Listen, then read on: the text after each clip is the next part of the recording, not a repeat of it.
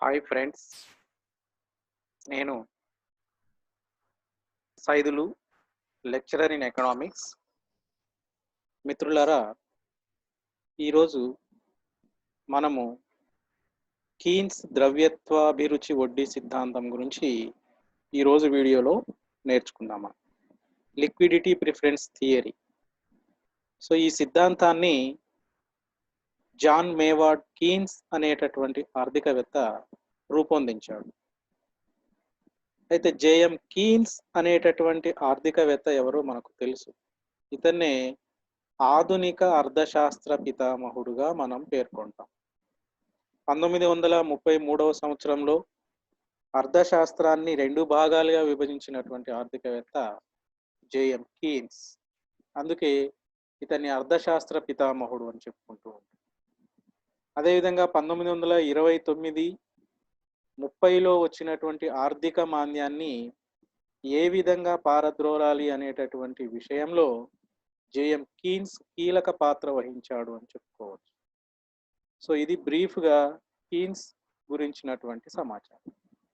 అందుకే ఈ కీన్స్ని మనం ఏమంటాము అని అంటే ఆధునిక అర్థశాస్త్ర పితామహుడు లేదా నవీన అర్థశాస్త్ర పితామహుడుగా మనం పేర్కొంటూ ఉంటాం. సో ఈ కీన్స్ చెప్పినటువంటి సిద్ధాంతాన్నే మనము కీన్స్ ద్రవ్యత్వాభిరుచి వడ్డీ సిద్ధాంతం అని చెప్పుకుంటాం. సో ఈ కీన్స్ ద్రవ్యత్వాభిరుచి వడ్డీ సిద్ధాంతంలో ఏం చెప్పాడు అని అంటే, ప్రజలు ఎవరైనా సరే ద్రవ్యాన్ని కొంత దాచుకుంటారు అని చెప్తాడు. అది ఎందుకు దాచుకుంటారు అనేటటువంటి విషయాన్ని తర్వాత మనం పరిశీలిద్దాం. సో కీన్స్ ప్రకారంగా ద్రవ్యత్వాభిరుచి అనేటటువంటిది ప్రతి వినియోగదారుడు కూడా కలిగి ఉంటాడు అని చెప్తాడు.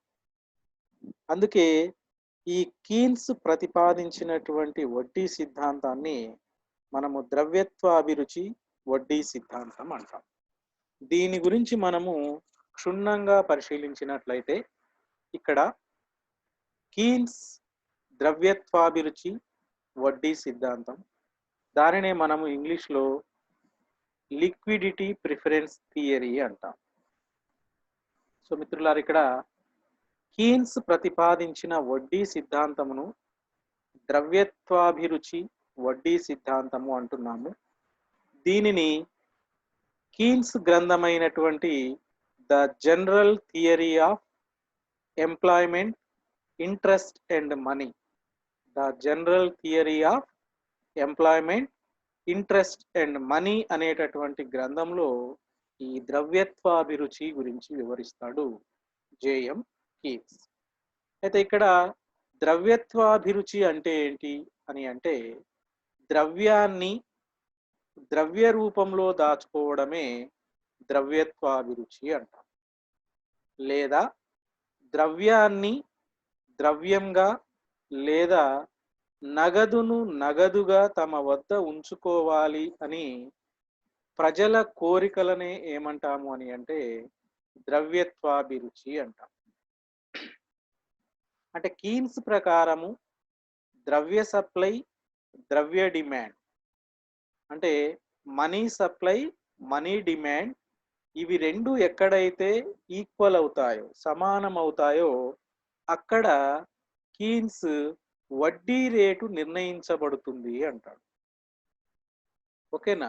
మనం ద్రవ్యానికి ప్రతిఫలంగా వడ్డీని తీసుకుంటూ ఉంటాం. సో ఆ వడ్డీ ఎక్కడ నిర్ణయించబడుతుంది అని అంటే, కీన్స్ అభిప్రాయం ప్రకారము ద్రవ్య సప్లై, ద్రవ్య డిమాండ్, ఇవి రెండు ఎక్కడైతే సమానం అవుతాయో అక్కడ ద్రవ్యానికి వడ్డీ రేటు నిర్ణయించడం జరుగుతూ ఉంటుంది. అంటే ఎంఎస్ ఈజ్ ఈక్వల్స్ టు ఎండిగా ఉన్నప్పుడు ఈజ్ ఈక్వల్స్ టు ఐ ఏర్పడుతుంది. అంటే మనీ సప్లై, మనీ డిమాండ్, ఇవి రెండు ఎక్కడైతే ఈక్వల్ అవుతాయో అక్కడ ఇంట్రెస్ట్ అనేటటువంటిది ఏర్పడుతూ ఉంటుంది అంటాడు జేఎం కీన్స్. సో అందుకే ఇతను ఏమంటాడు అని అంటే MS is equals to MD అని చెప్పుకుంటూ ఉంటాడు. That is equals to I అని అంటాడు. సో వడ్డీ రేట్ ఎక్కడ నిర్ణయించబడుతుంది అని అంటే, ఎక్కడైతే ద్రవ్య సప్లై, ద్రవ్య డిమాండ్ రెండు సమానం అవుతాయో అక్కడ వడ్డీ రేటు నిర్ణయించడం జరుగుతుంది అంటాడు. ఏ విధంగా నిర్ణయించబడుతుంది అని అంటే ఇక్కడ చూడండి, వడ్డీ ఇంట్రెస్ట్ అనేటటువంటిది రెండు విధాలుగా ఉంటుంది. అంటే ద్రవ్య సప్లై ఇంతకుముందు చెప్పినట్లుగా మనం ద్రవ్య సప్లై, ద్రవ్య డిమాండ్ ఇవి రెండు కలిసి వడ్డీ రేటును నిర్ణయించడం జరుగుతూ ఉంటుంది. సో వడ్డీ రేటు దేని మీద ఆధారపడి ఉంటుంది అని అంటే ఇక్కడ ద్రవ్య సప్లై, ద్రవ్య డిమాండ్ మీద ఆధారపడి ఉంటుంది. ఇవి రెండు కలిసి వడ్డీ రేటును నిర్ణయించడం జరుగుతుంది కీన్స్ ప్రకారం. సో అదే విధంగా ఇక్కడ ద్రవ్య డిమాండ్ కావచ్చు, ద్రవ్య సప్లై కావచ్చు, ఎందుకు ఈ రెండు దేని మీద ఆధారపడతాయి అని అంటే, సో సాధారణంగా ద్రవ్య డిమాండ్ అనేటటువంటిది మూడు అంశాల మీద ఆధారపడి ఉంటుంది. ఎందుకు ప్రజలు ద్రవ్యాన్ని డిమాండ్ చేస్తారు అని అంటే, ఇక్కడ మూడు వ్యవహారాలలో ప్రజలు ద్రవ్యాన్ని డిమాండ్ చేస్తూ ఉంటారు. ఒకటి రోజువారీ అవసరాలు, డైలీ ట్రాన్సాక్షన్స్, అదేవిధంగా భవిష్యత్తు అవసరాలు, అదేవిధంగా అంచనా వ్యాపారం. అంటే ఇక్కడ ద్రవ్యాన్ని మూడు విధాల కోసము ప్రతి వినియోగదారుడు కూడా డిమాండ్ చేస్తూ ఉంటాడు అని చెప్తాడు కీన్స్. సో ఆ మూడు వ్యవహారాలు ఏంటివి అని అంటే, రోజువారీ అవసరాలు, భవిష్యత్తు అవసరాలు, అదేవిధంగా అంచనా వ్యాపారం. ఈ మూడిటి కోసము ప్రతి వినియోగదారుడు కూడా ఏం చేస్తాడు అని అంటే ద్రవ్యాన్ని డిమాండ్ చేస్తూ ఉంటాడు. సో ఈ సందర్భంలో ఇక్కడ ప్రతి కొనుగోలుదారుడు కావచ్చు, ప్రతి వినియోగదారుడు కావచ్చు ద్రవ్యాన్ని ఈ మూడు అవసరాల కోసం డిమాండ్ చేస్తూ ఉంటాడు అని అంటాడు కీన్స్. కాబట్టి మనీ సప్లై, మనీ డిమాండ్ ఎక్కడైతే రెండు కలిసి ఉంటాయో ఆ రెండు కలిసిన దగ్గర వడ్డీ నిర్ణయించడం జరుగుతూ ఉంటుంది అని అంటాడు జేఎం కీన్స్. ఓకేనా ఫ్రెండ్స్? సో ఇక్కడ ద్రవ్యాన్ని ఎందుకు డిమాండ్ చేస్తారు ప్రజలు? రోజువారీ అవసరాల కోసం. అంటే రోజు కూరగాయలు కావచ్చు, పండ్లు కావచ్చు, పూలు కావచ్చు, వాళ్ళకి కావాల్సినటువంటి అవసరాల కోసము ద్రవ్యాన్ని డిమాండ్ చేస్తూ ఉంటారు. లేదా భవిష్యత్తు అవసరాలు, అంటే భవిష్యత్తులో ఫ్యూచర్లో ఏం అవసరం పడుతుందో అనేటటువంటి విషయాల కోసము ద్రవ్యాన్ని డిమాండ్ చేస్తూ ఉంటారు. స్పెక్యులైజేషన్ కోసం కూడా, అంచనా వ్యాపారం కోసం కూడా ద్రవ్యాన్ని డిమాండ్ చేస్తూ ఉంటారు. కాబట్టి ప్రతి వినియోగదారుడు కావచ్చు, లేదా ప్రతి పౌరుడు, లేదా ప్రతి వినియోగదారుడు ఈ మూడు అంశాల కోసము ద్రవ్యాన్ని డిమాండ్ చేస్తూ ఉంటాడు అని అంటాడు కీన్స్. సో అదేవిధంగా ఇక్కడ ద్రవ్య సప్లై అంటే ఏంటి? ద్రవ్య డిమాండ్ అని అంటే మూడు విషయాల కోసం ద్రవ్యాన్ని డిమాండ్ చేస్తూ ఉన్నాడు అనుకున్నాం.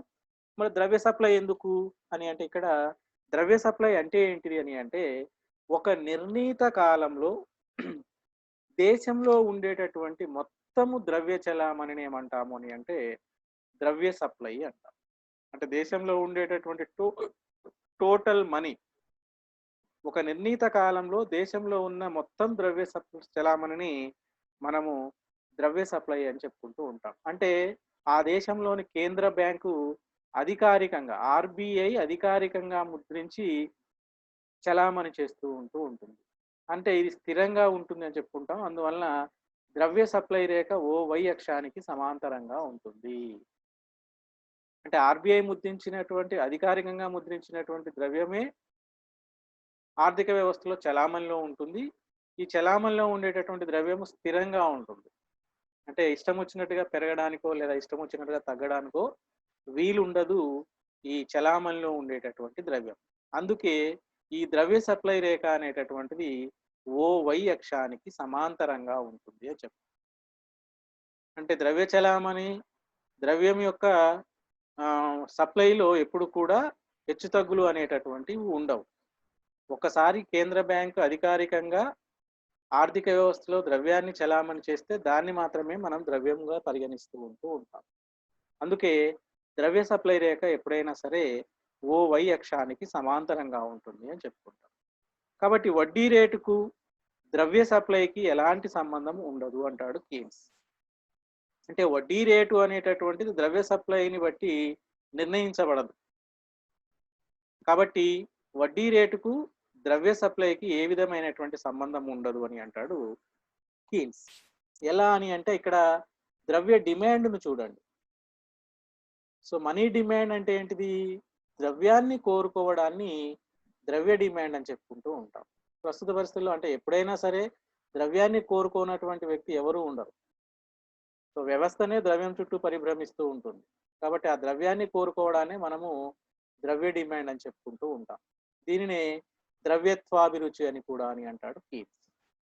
సో కీన్స్ దేనికి అధిక ప్రాధాన్యత ఇచ్చాడు అని అంటే ఈ ద్రవ్య డిమాండ్కు అధిక ప్రాధాన్యత ఇవ్వడం జరిగింది. అందుకే దీనిని 3 అంశాల మీద ఆధారపడి ఉంటుంది అని చెప్పుకొచ్చాడు. సో కీన్స్ ద్రవ్య సప్లైని పట్టించుకోలేదు, ఓన్లీ ద్రవ్య డిమాండ్కు మాత్రమే అధిక ప్రాధాన్యత ఇస్తూ వచ్చాడు. ఎందుకు అని అంటే ఈ ద్రవ్య డిమాండ్ అనేటటువంటిది 3 అంశాల మీద ఆధారపడి ఉంటుంది అని చెప్పుకుంటున్నాడు. సో దాన్ని మనం ఇంతకుముందు చెప్పినట్లుగా రోజువారీ అవసరాలు, భవిష్యత్తు అవసరాలు లేదా ముందు జాగ్రత్త కోసము, అదేవిధంగా అంచనా వ్యాపారం కోసం, స్పెక్యులైజేషన్ కోసం. సో ఈ 3 అంశాల మీద ద్రవ్య డిమాండ్ అనేటటువంటిది ఆధారపడి ఉంటుంది అని అంటాడు కీన్స్. ఓకేనా? సో కాబట్టి ద్రవ్యాన్ని కోరుకోవడాన్ని ద్రవ్య డిమాండ్ అని చెప్పుకుంటూ ఉంటాము. దీనినే మనము ద్రవ్యత్వాభిరుచి అని చెప్పుకుంటూ ఉంటాం. సో కీన్స్ ఇక్కడ తన యొక్క సిద్ధాంతంలో ద్రవ్యత్వాభిరుచి వడ్డీ రేటు సిద్ధాంతంలో కీన్స్ ద్రవ్య సప్లైకి ఏ విధమైనటువంటి ప్రాధాన్యత ఇవ్వకుండా ఓన్లీ ద్రవ్య డిమాండ్కు మాత్రమే అధిక ప్రాధాన్యత ఇస్తూ వచ్చాడు. ఎందుకు అని అంటే ఈ ద్రవ్య డిమాండ్ అనేటటువంటిది 3 అంశాల మీద ఆధారపడి ఉంటుంది. ఆ 3 అంశాలు ఏంటివి అని అంటే రోజువారీ అవసరాలు, భవిష్యత్తు అవసరాలు, వాటిని ముందు జాగ్రత్త కోసం అని అంటాము. అదేవిధంగా స్పెక్యులైజేషన్, అంచనా వ్యాపారం అని చెప్పుకుంటూ ఉంటాం. కాబట్టి ఇక్కడ కీన్స్ యొక్క ద్రవ్యత్వాభిరుచి సిద్ధాంతంలో ద్రవ్య డిమాండ్కు అధిక ప్రాధాన్యత ఇస్తూ ఈ ద్రవ్య డిమాండ్ ఈ 3 అంశాల మీద ఆధారపడి ఉంటుంది అని చెప్పుకుంటూ ఉన్నాడు కీన్స్ తన యొక్క ద్రవ్యత్వాభిరుచి సిద్ధాంతం. సో ఇక్కడ లిక్విడిటీ ప్రిఫరెన్స్ కర్వ్, కీన్స్ చెప్పినటువంటి ద్రవ్యత్వాభిరుచి రేఖ గురించి మనం పరిశీలిస్తే ఇక్కడ ద్రవ్యత్వాభిరుచి రేఖ అనేటటువంటిది ఏ విధంగా ఉంటుంది అని అంటే ఇక్కడ ద్రవ్యత్వాభిరుచి రేఖ ఎడమ నుంచి కుడికి క్రిందికి వాలి ఉంటుంది అంటాడు. ద్రవ్యత్వాభిరుచి రేఖ ఎడమ నుంచి కుడికి క్రిందికి వాలి ఉంటుంది. ఎందుకని అంటే ఎక్కువ వడ్డీ రేటు వద్ద తక్కువ ద్రవ్యాన్ని కోరుకుంటాడు వినియోగదారు. వడ్డీ ఎక్కువగా ఉంటే ఎవరు కూడా ప్రజలు ద్రవ్యాన్ని కోరుకోరు. అదేవిధంగా తక్కువ వడ్డీ ఉన్న దగ్గర ఎక్కువ ద్రవ్యాన్ని నిల్వ చేయడానికి వినియోగదారుడు ముందుకు వస్తూ ఉంటాడు. అందుకే ఇక్కడ వడ్డీ రేటుకు ద్రవ్య సప్లైకి మధ్య విలోమ సంబంధం ఉంది. కాబట్టి ద్రవ్యత్వాభిరుచి రేఖ అనేటటువంటిది ఎడమ నుంచి కుడికి క్రిందికి వాలుతూ ఉంటుంది ఈ విధంగా. చూడండి ఇక్కడ ఎల్పిసి, లిక్విడిటీ ప్రిఫరెన్స్ కర్వ్, దీనినే ద్రవ్యత్వాభిరుచి రేఖ అంటున్నాం. సో ఇక్కడ ద్రవ్యత్వాభిరుచి రేఖ ఎల్పిసి అనేటటువంటిది ఎడమ నుంచి కుడికి ఇలా కిందికి వాలుతూ ఉంటుంది. అంటే వడ్డీ రేటుకు ద్రవ్యత్వాభిరుచికి మధ్య విలోమ సంబంధం ఉండడం వలన ఇక్కడ ద్రవ్యత్వాభిరుచి రేఖ అనేటటువంటిది ఎడమ నుంచి కుడికి క్రిందికి వాలుతూ ఉంటుంది. అంటే మార్కెట్లో అత్యంత తక్కువ వడ్డీ రేటు ఉన్నప్పుడు, మార్కెట్లో అత్యంత తక్కువ వడ్డీ రేటు ఉన్నప్పుడు ఈ ఎల్పిసి రేఖ ఓఎక్స్ అక్షానికి ఇలా సమాంతరంగా ఉంటుంది. సో ఈ పరిస్థితిని ఏమంటున్నాడు అని అంటే ద్రవ్యత్వాభిరుచి వలయము అంటున్నాడు కీన్స్. దానినే లిక్విడిటీ ట్రాప్ అంటాం, లేదా ద్రవ్యత్వ బోను అంటాడు, లేదా ద్రవ్యత్వ వల అని అంటాడు. దేనిని అంటాడు అని అంటే మార్కెట్లో అత్యంత తక్కువ వడ్డీ రేటు ఉన్నప్పుడు ద్రవ్యానికి ఈ ఎల్పిసి రేఖ అనేటటువంటిది ఈ ఓఎక్స్ అక్షానికి సమాంతరంగా ఉంటుంది. ఈ స్థితిని కీన్స్ ద్రవ్యత్వాభిరుచి వలయము అంటున్నాడు, లిక్విడిటీ ట్రాప్ అంటాడు, లేదా ద్రవ్యత్వ బోను అంటాడు. అంటే బోను అంటే ఏంటిది? ఇక్కడ నుంచి ఎక్కడికి కూడా కదలదు. ఇంకా ద్రవ్యత్వ వల అని అంటున్నాడు. వలలో పడ్డటువంటి చేప అందులోనే చిక్కుకొని ఉంటుంది తప్ప బయటికి వెళ్ళదు. సో అందుకే ఎల్పిసి అనేటటువంటిది ఓఎక్స్ అక్షానికి సమాంతరంగా ఉన్నప్పుడు ఈ విధమైనటువంటి పరిస్థితులు ఉంటాయి అని చెప్తాడు కీన్స్ తన యొక్క ద్రవ్యత్వాభిరుచి సిద్ధాంతంలో. ఎప్పుడు ఏర్పడుతున్నది అని అంటే మార్కెట్లో ద్రవ్యానికి అత్యంత తక్కువ వడ్డీ రేటు ఉన్నప్పుడు మాత్రమే ఈ ఎల్పిసి రేఖ ఓఎక్స్ అక్షానికి సమాంతరంగా ఉంటుంది అంటున్నాడు. సో దీనినే ద్రవ్యత్వాభిరుచి వలయము లేదా లిక్విడిటీ ట్రాప్, ద్రవ్యత్వాభిరుచి బోను లేదా ద్రవ్యత్వాభిరుచి వల అని చెప్పుకుంటూ ఉంటాం. సో ఇక్కడ పరిశీలిస్తే మనము కీన్స్ చెప్పినట్లుగా వడ్డీ రేటు ఎక్కడ నిర్ణయించడం జరుగుతుంది. కీన్స్ చెప్పిన ప్రకారంగా వడ్డీ రేటు ఎక్కడ నిర్ణయించడం జరుగుతుంది అని అంటే సాధారణంగా ఎక్కడైతే మనీ సప్లై, మనీ డిమాండ్ రెండూ సమానం అవుతాయో అక్కడ వడ్డీ రేటు నిర్ణయించడం జరుగుతుంది అని చెప్పుకున్నాం. అంటే ఇక్కడ చూడండి, ఆర్థిక వ్యవస్థలో ద్రవ్య సప్లై, ద్రవ్య డిమాండ్ ఎక్కడైతే సమానం అవుతాయో అక్కడ సమతుల్యము లేదా వడ్డీ రేటు నిర్ణయించడం జరుగుతుంది. అనగా ద్రవ్య సప్లై రేఖ, ద్రవ్య డిమాండ్ రేఖ ఏ బిందువు వద్దనైతే సమానం అవుతుందో ఆ బిందువు వద్ద వడ్డీ రేటు నిర్ణయించడం జరుగుతుంది. ఓకేనా? అంటే ద్రవ్య డిమాండ్ రేఖ, ద్రవ్య సప్లై రేఖ రెండు ఎక్కడైతే సమానం అవుతాయో, ఏ బిందువు దగ్గర అయితే సమానం అవుతాయో ఆ బిందువు వద్ద వడ్డీ రేటు నిర్ణయించడం జరుగుతూ ఉంటుంది. దాన్ని ఇక్కడ డయాగ్రామ్ రూపంలో చూస్తే మనము ఇక్కడ చూడండి, ఓఎక్స్ అక్షం మీద ద్రవ్యరాశిని తీసుకున్నాము, ఓవై అక్షం మీద వడ్డీ రేటును తీసుకున్నాము. సో ఇక్కడ పై పటంలో ఓఎక్స్ అక్షం మీద ద్రవ్యరాశిని, ఓవై అక్షం మీద వడ్డీ రేటును తీసుకున్నాం. ఇక్కడ ఈ ఎంఎస్ అనేటటువంటిది ద్రవ్య సప్లై రేఖ. మనం ఇంతకు ముందే చెప్పుకున్నట్లుగా ద్రవ్య సప్లై ఎప్పుడైనా సరే ఓవై అక్షానికి సమాంతరంగా ఉంటుంది అని చెప్పుకున్నాం. ఎందుకు అని అంటే ద్రవ్య సప్లైలో మార్పు ఉండదు, ఓన్లీ ద్రవ్య డిమాండ్ మాత్రమే మారుతుంది అని అంటాడు కీన్స్. అందుకే ఇక్కడ మనీ సప్లై రేఖ ఎంఎస్ రేఖ ఎక్కడ ఎలా ఉంది అని అంటే ఓ వై అక్షానికి ఇలా సమాంతరంగా ఉంది.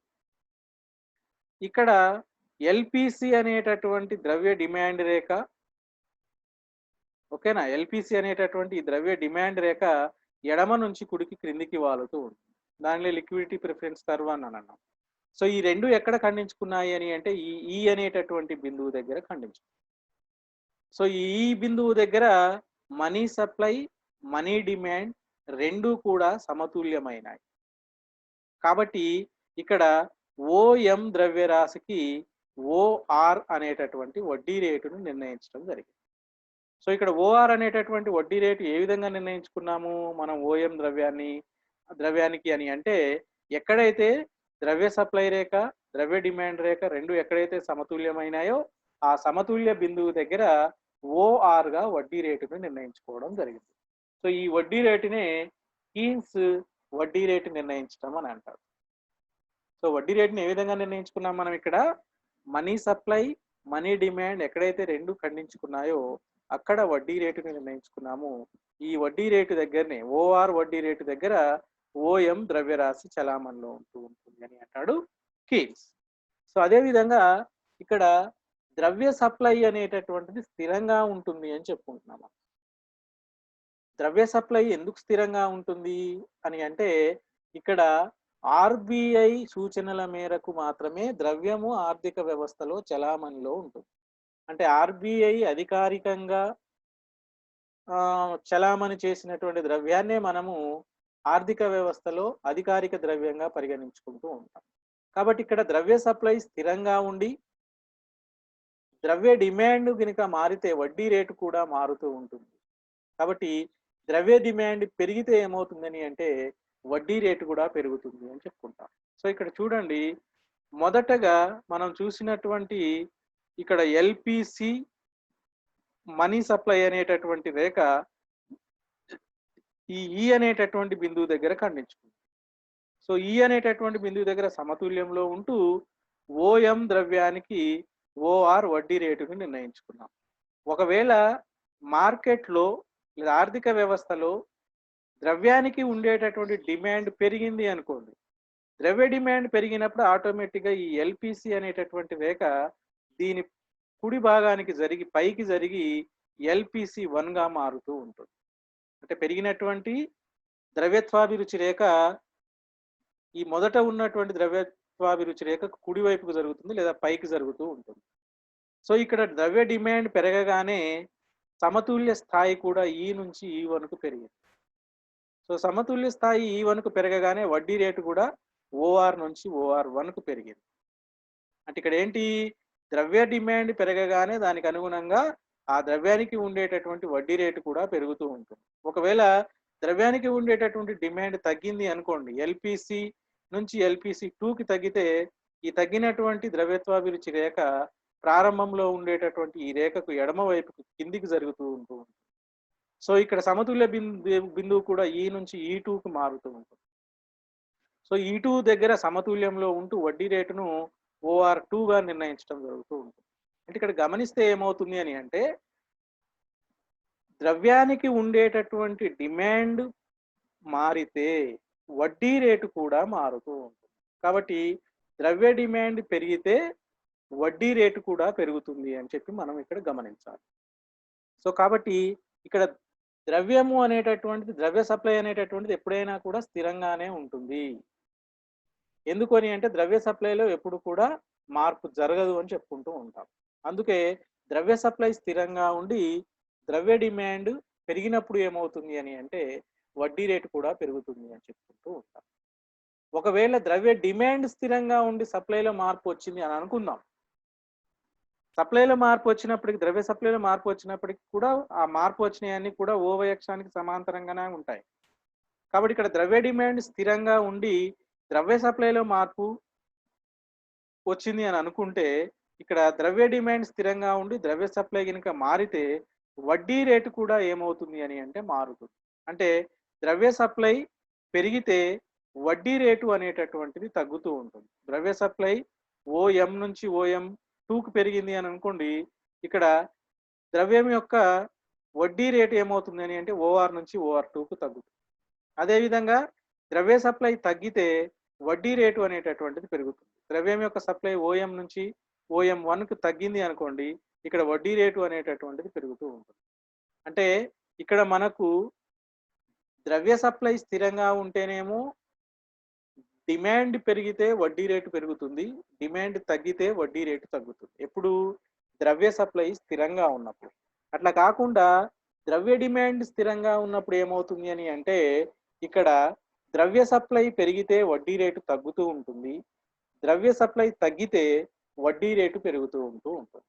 సో కాబట్టి ఇక్కడ ద్రవ్య డిమాండ్, ద్రవ్య సప్లైలను పరిశీలించినప్పుడు ద్రవ్య డిమాండ్ స్థిరంగా ఉన్నప్పుడేమో ఇక్కడ సప్లైకి వడ్డీ రేటుకి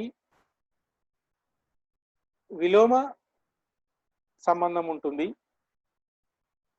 అదేవిధంగా ద్రవ్య సప్లైకి చూసినట్లయితే అక్కడ డిమాండ్కి వడ్డీ రేటుకి అనులోమ సంబంధం ఉంటుంది.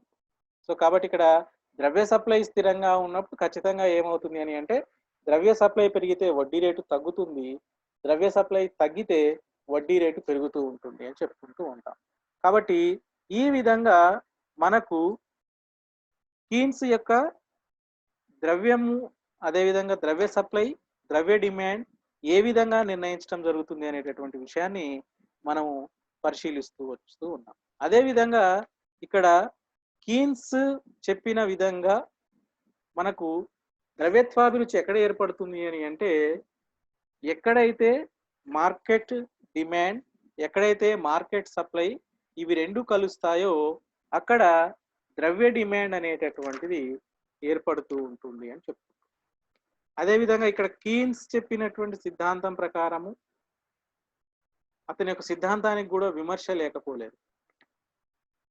సో కీన్స్ యొక్క ద్రవ్యత్వాభిరుచి వడ్డీ సిద్ధాంతాన్ని హన్సన్, రాబర్ట్సన్, నైట్, హెజెలిట్, హట్ మొదలైనటువంటి ఆర్థికవేత్తలు విమర్శించడం జరిగింది. ఎందుకు విమర్శించారు అని అంటే, ఇక్కడ మొదటిది చూస్తే కీన్స్ ద్రవ్య పరిమాణానికి ధరలకు సంబంధం ఉందని చెప్పాడు. కానీ ద్రవ్య పరిమాణంలోని మార్పుల వల్ల ప్రత్యక్ష శాశ్వత ప్రభావం ఏమీ ఉండదు అని చెప్పవచ్చు.